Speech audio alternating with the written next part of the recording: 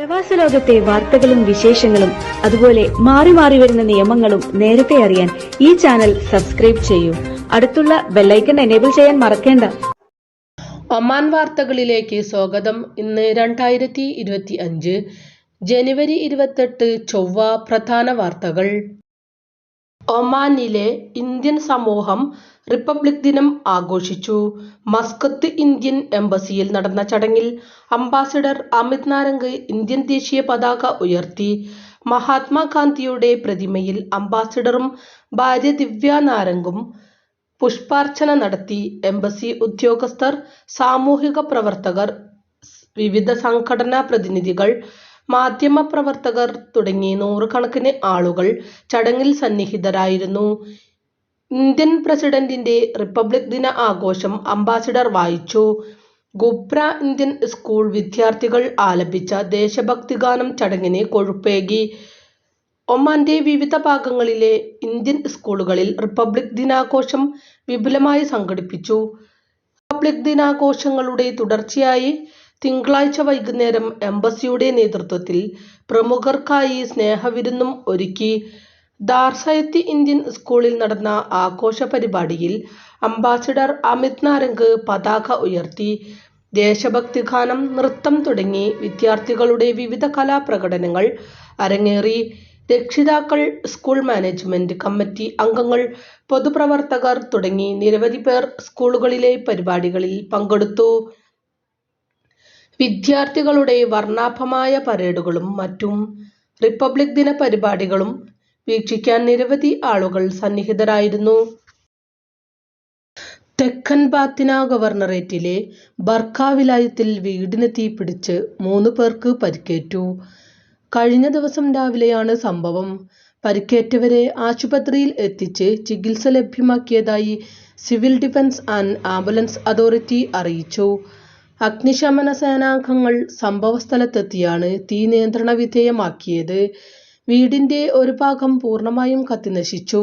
എന്നാൽ സിവിൽ ഡിഫൻസിന്റെ വേഗത്തിലുള്ള ഇടപെടൽ താമസ കെട്ടിടത്തിൽ കൂടുതൽ നാശനഷ്ടങ്ങൾ ഒഴിവാക്കാൻ സഹായിച്ചു. പരിക്കേറ്റവരെ കുറിച്ച് കൂടുതൽ വിവരങ്ങൾ പുറത്തുവിട്ടിട്ടില്ല. ഇരട്ട നികുതി ഒഴിവാക്കുന്നതിനും ആദായ നികുതി സംബന്ധിച്ച സാമ്പത്തിക തട്ടിപ്പ് തടയുന്നതിനുമുള്ള കരാർ പുതുക്കുന്നതിനായി ഒമാനും ഇന്ത്യയും ഭേദഗതി ചെയ്ത പ്രോട്ടോക്കോളിൽ ഒപ്പുവെച്ചു.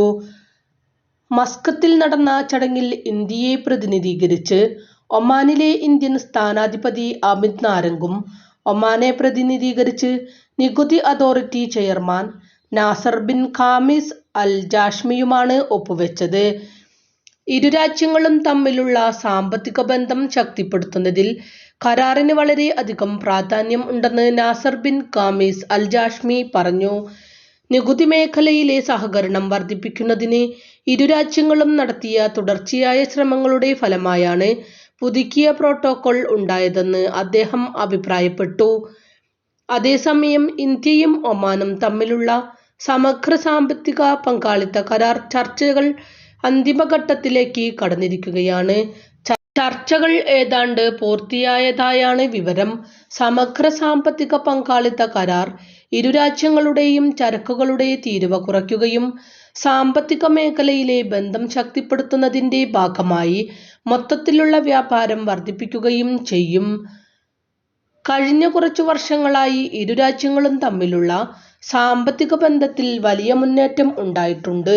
ഒമാന്റെ പ്രധാന വ്യാപാര പങ്കാളികളിൽ ഒരാളായി ഇന്ത്യ വളർന്നു.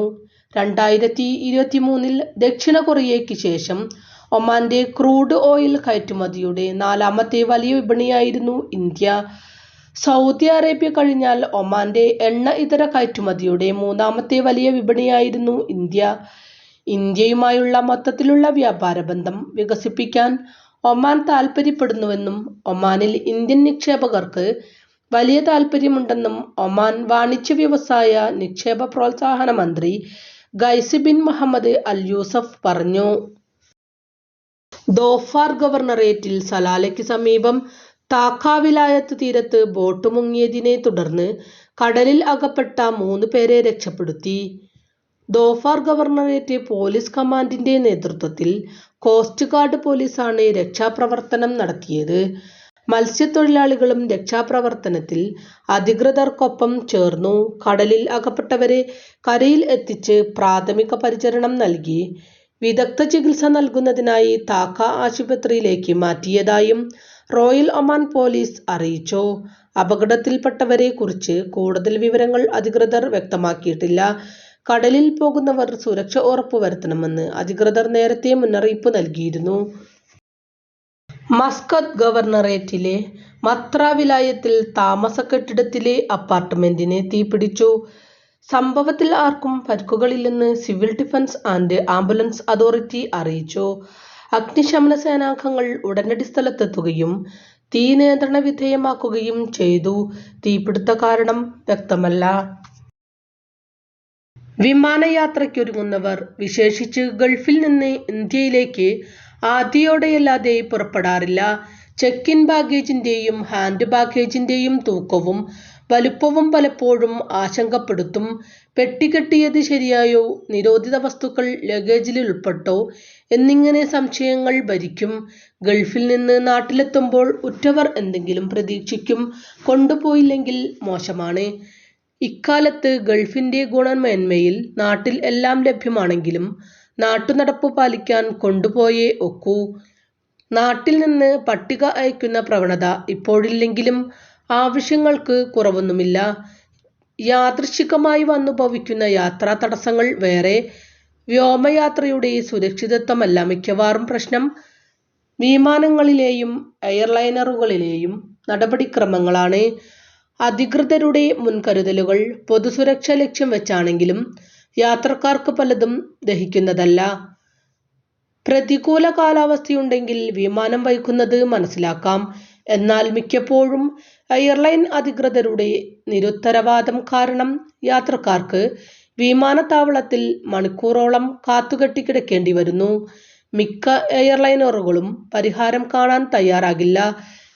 ചിലപ്പോൾ വെള്ളം പോലും നൽകില്ല. അടിയന്തരമായി ലക്ഷ്യസ്ഥാനത്തെത്തേണ്ട ആളുകളുടെ വേവലാതി ജീവനക്കാർ ഉൾക്കൊള്ളില്ല. ഇന്ത്യൻ വിമാന കമ്പനികൾ ലഗേജ് സംബന്ധിച്ച് കാണിക്കുന്ന പിടിവാശിയാണ് അസഹനീയം. പാകിസ്ഥാനിലേക്കുള്ള വിമാനങ്ങൾ ശരാശരി 50 കിലോ ലഗേജ് അനുവദിക്കുമ്പോൾ ഇന്ത്യൻ വിമാനങ്ങൾ 30 കിലോയിൽ 1 ഗ്രാം കൂടരുതെന്ന് കാർക്കശ്യം കാണിക്കും. മിക്കപ്പോഴും വസ്ത്രങ്ങളും പലഹാരങ്ങളുമാണ് ഭാണ്ഡമാക്കി കൊണ്ടുപോകുന്നത്. വിമാനത്താവള കൗണ്ടറിലിരിക്കുന്നവരിൽ ഏറെയും യാതൊരു മയവുമില്ലാതെ പെരുമാറുന്നവർ. അവർക്ക് മുകളിൽ നിന്ന് സമ്മർദ്ദങ്ങളുണ്ടാകാം. തൂക്കം അല്പം കൂടുതലാണെങ്കിൽ പോലും പിഴ അടയ്ക്കാൻ കൽപ്പിക്കും. മുമ്പ് തൂക്കം നിശ്ചിത അളവിലാണെങ്കിൽ വലിപ്പം ആശങ്കയ്ക്കിട നൽകിയിരുന്നില്ല. ടെലിവിഷൻ സെറ്റ് കൊണ്ടുപോകാൻ പ്രയാസമില്ലായിരുന്നു. ഇപ്പോൾ ഇന്ത്യൻ വിമാന കമ്പനികൾ ഇത്തരം വലിപ്പമുള്ള വസ്തുക്കൾക്ക് വൻതുക പ്രത്യേക ഫീസ് ഈടാക്കുന്നു. നാട്ടിലെത്തിയാൽ കസ്റ്റംസ് തീരുവ താങ്ങാനാവാത്തത്. തീർത്ഥജലം സംസം കൊണ്ടുപോകാൻ പോലും ചിലർ അനുവദിക്കില്ല. ചില വിമാന കമ്പനികൾ ലഗേജിന്റെ കാര്യത്തിൽ പരമാവധി വിട്ടുവീഴ്ച ചെയ്യാറുണ്ട്. വിമാനത്തിൽ കയറുന്നതിന് തൊട്ടുമുമ്പ് ഹാൻഡ് ബാഗേജ് പിടിച്ചു പറയാണ് മറ്റൊരു ദുര്യോഗം. നിയമമായിരിക്കാം, എന്നാലും 1 മണിത്തൂക്ക കൂടുതലിനെതിരെ ഫീസ് ചുമത്തുന്നത് അലോസരം തന്നെ. ഇത്തരം സംഗതികളിൽ അയവുള്ള സമീപനം അപൂർവം വിമാന കമ്പനികൾക്കു മാത്രം. ലഗേജിലെ ഭാരം ഒഴിവാക്കാൻ വിമാനത്താവളങ്ങളിൽ വെച്ച് ഭാണ്ഡം അഴിച്ച് ഭക്ഷ്യവസ്തുക്കളും മറ്റും കുപ്പത്തൊട്ടിയിലിടുന്ന കാഴ്ച ദയനീയം. ഇതിന് എയർലൈനറുകളെ മാത്രം കുറ്റപ്പെടുത്തിയിട്ട് കാര്യമില്ല. യാത്ര പുറപ്പെടുന്നതിന് മുമ്പ് ഭാരം പരിശോധിച്ച് വേണ്ട ക്രമീകരണങ്ങൾ നടത്തുന്നതാണ് അഭികാമ്യം. നാട്ടിലെത്തിയാൽ അവിടുത്തെ കസ്റ്റംസ് ഏതൊക്കെ തരത്തിലാണ് ലഗേജുകളോട് പ്രതികരിക്കുക എന്ന് ഊഹിക്കാൻ കഴിയില്ല. ഇതൊക്കെക്കൊണ്ട് മനസംഘർഷത്തോടെയാണ് പലരും യാത്ര ചെയ്യാനൊരുങ്ങുന്നത്. ഈയിടെ എയർലൈനറുകൾ check in baggage, hand baggage കടുംപിടുത്തം ഒഴിവാക്കിയത് യാത്രക്കാർക്ക് ആശ്വാസമായി. Air India Express check in 30 കിലോയായി വർദ്ധിപ്പിച്ചു. Air Arabia hand baggage 10 kilo വരെ അനുവദിക്കുന്നു. ഇന്ത്യക്കും മധ്യപൗരസ്ത്യ ദേശത്തിനും ഇടയിൽ പറക്കുന്ന എല്ലാ യാത്രക്കാർക്കും സൗജന്യ ചെക്ക് ഇൻ 30 കിലോയായി വർദ്ധിപ്പിച്ചതായി എയർ ഇന്ത്യ എക്സ്പ്രസ് അറിയിച്ചു. എയർലൈൻ 7 കിലോ ഹാൻഡ് ബാഗേജും വാഗ്ദാനം ചെയ്യുന്നു. 7 കിലോയിൽ 2-ലധികം ബാഗേജുകൾ വരെ അനുവദിക്കും. ഒരു laptop bag, hand bag, pack അല്ലെങ്കിൽ മുന്നിലെ സീറ്റിനടിയിൽ യോജിക്കുന്ന മറ്റേതെങ്കിലും ചെറിയ ബാഗ് എന്നിവയും കൊണ്ടുപോകാം. കുഞ്ഞുങ്ങളുമായി യാത്ര ചെയ്യുന്ന കുടുംബങ്ങൾക്ക് 10 കിലോ അധിക സൗജന്യ ചെക്ക് ഇൻ അലവൻസ് വാഗ്ദാനം ചെയ്യുന്നു. ഇത് 7 കിലോ ഹാൻഡ് ബാഗേജ് അലവൻസ് ഉൾപ്പെടെ മൊത്തം അലവൻസ് 47 കിലോ ആയി ഉയർത്തുന്നു.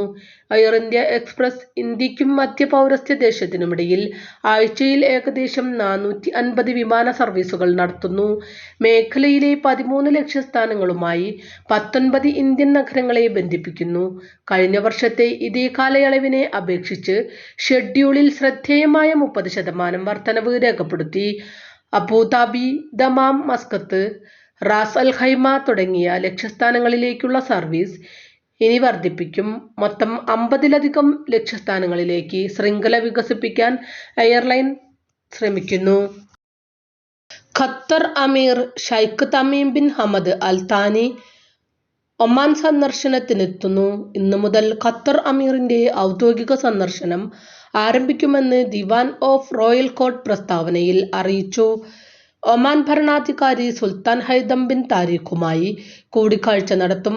ഉന്നതതല പ്രതിനിധി സംഘവും ഖത്തർ അമീറിനെ അനുഗമിക്കും. സുൽത്താനേറ്റിന്റെയും ഖത്തറിന്റെയും അഭിലാഷങ്ങൾ സാക്ഷാത്കരിക്കുന്നതിനും സംയുക്ത പ്രവർത്തനം മെച്ചപ്പെടുത്തുന്നതിനുമുള്ള കാര്യങ്ങൾ ചർച്ച ചെയ്യും. പ്രാദേശിക, അന്തർദേശീയ രംഗങ്ങളിലെ വിവിധ വിഷയങ്ങളിൽ കാഴ്ചപ്പാടുകൾ കൈമാറും. ഇരു രാജ്യങ്ങളും വിവിധ സഹകരണ കരാറുകളിൽ ഒപ്പുവെച്ചേക്കും. വടക്കൻ ഷർക്കിയ ഗവർണറേറ്റിൽ ഒരു വർഷത്തിനിടെ തൊഴിൽ നിയമലംഘനങ്ങളുമായി ബന്ധപ്പെട്ട് 400-ൽ പരം പ്രവാസികളെ അറസ്റ്റ് ചെയ്തതായി തൊഴിൽ മന്ത്രാലയം ലേബർ ഡയറക്ടറേറ്റ് ജനറൽ അറിയിച്ചു. 605 സ്ഥാപനങ്ങളിൽ ഇക്കാലയളവിൽ പരിശോധന നടത്തുകയും 131 പരാതികൾ കൈകാര്യം ചെയ്യുകയും ചെയ്തു. 75 കേസുകളിൽ പ്രതികളെ പിടികൂടിയതായും മന്ത്രാലയം അറിയിച്ചു. നിയമവിരുദ്ധമായി ജോലി ചെയ്ത 428 വിദേശി തൊഴിലാളികളെയാണ് അറസ്റ്റ് ചെയ്തത്. ഇവരിൽ 361 പേരെ നാടുകടത്തുകയും ചെയ്തു. തൊഴിൽ വിപണി നിയന്ത്രിക്കുന്നതിന്റെ ഭാഗമായി രാജ്യത്തിന്റെ കൂടുതൽ ഭാഗങ്ങളിൽ പരിശോധന തുടരുമെന്നും മന്ത്രാലയം അറിയിച്ചു. ഇതോടുകൂടി ഇന്നത്തെ വാർത്തകളും വിശേഷങ്ങളും ഇവിടെ അവസാനിക്കുന്നു. കൂടുതൽ വാർത്തകളും വിശേഷങ്ങളുമായി നാളെ കാണാം. നന്ദി, നമസ്കാരം.